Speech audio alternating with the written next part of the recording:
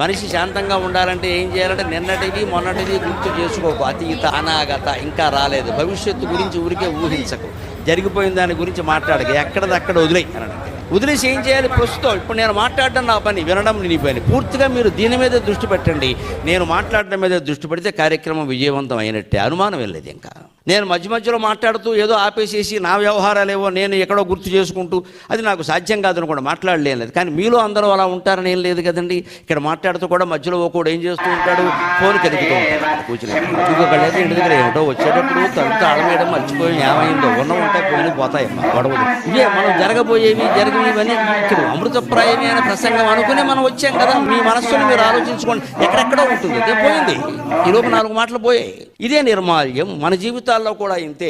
రాత్రి మంచం ఎక్కి పడుకున్నాము అంటే వెంటనే తెల్లారితే నమస్కారం అమ్మా, తెల్లారకపోతే ఇదే నమస్కారం, సెలవు అమ్మవారికి చెప్పాల్సిందే. ఇంత ధైర్యం ఉండాలి మనస్సులో.